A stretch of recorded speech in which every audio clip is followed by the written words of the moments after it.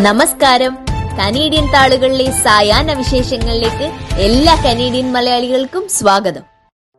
Measles virus ബാധിച്ച് 5 വയസ്സുകാരി മരണപ്പെട്ടു. ഈ ആഴ്ചയിൽ 5 വയസ്സിൽ താഴെയുള്ള ഒരു കുട്ടി മീസിൽസ് വൈറസ് അഥവാ 5ാം പനി ബാധിച്ച് മരിച്ചതായി പബ്ലിക് ഹെൽത്ത് ഓന്റാരിയോ സ്ഥിരീകരിച്ചു. ഒരു ദശാബ്ദത്തിനിടെ പ്രവിശ്യയിലെ ആദ്യത്തെ 5ാം പനി മരണമാണ് റിപ്പോർട്ട് ചെയ്തത്. ഈ ബുധനാഴ്ച വരെ വാക്സിനേഷൻ എടുക്കാത്ത കുട്ടികളിൽ നിന്നും 5 പേർക്കാണ് രോഗം സ്ഥിരീകരിച്ചിരിക്കുന്നത്. മെയ് 15 വരെ മൊത്തം 22 5ാം പനി കേസുകൾ റിപ്പോർട്ട് ചെയ്തിട്ടുണ്ട്.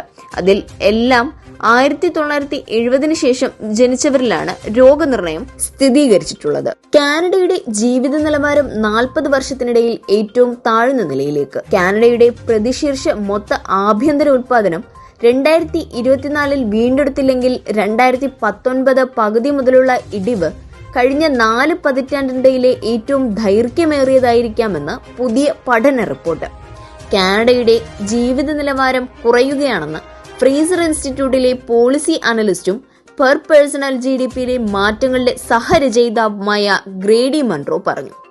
വ്യാഴാഴ്ച പുറത്തിറക്കിയ പഠനത്തിൽ 2019 ഏപ്രിൽ മുതൽ 2023 അവസാനം വരെ ഓരോ വ്യക്തിയുടെയും GDP $59,905 നിന്ന് $58,111 അല്ലെങ്കിൽ 3% കുറഞ്ഞു.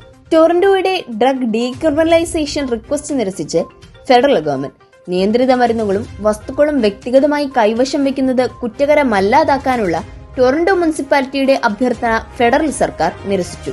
ഫെഡറൽ ഗവൺമെന്റിന്റെ അഭിപ്രായത്തിൽ അനുകൂലിച്ചുകൊണ്ട് സേഫ് സപ്ലൈ പ്രോഗ്രാമുകൾ താൽക്കാലികമായി നിർത്തിവെക്കാൻ ഒന്റാരിയോ പ്രീമിയർ ഡഗ് ഫോർഡ് ആവശ്യപ്പെട്ടു.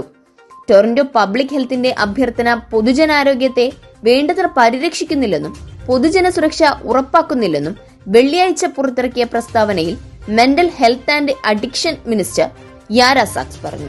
ബന്ദികളായ 3 പേരുടെ മൃതദേഹം കണ്ടെടുത്തതായി ഇസ്രായേൽ അറിയിച്ചു. മെയ് 17 വെള്ളിയാഴ്ച അസോസിയേറ്റഡ് പ്രസ് റിപ്പോർട്ട് ചെയ്തതനുസരിച്ച് ഇസ്രായേൽ സൈന്യം ജർമ്മൻ ഇസ്രായേലി ഷാനി ലൂക്ക് ഉൾപ്പെടെ ഒക്ടോബർ 7 സംഗീതോത്സവത്തിൽ നടന്ന ആക്രമണത്തിനിടെ ഹമാസ് കൊലപ്പെടുത്തിയ 3 ഇസ്രായേലി ബന്ദികളുടെ മൃതദേഹങ്ങൾ ഗാസയിൽ കണ്ടെത്തിയതായി അറിയിച്ചു.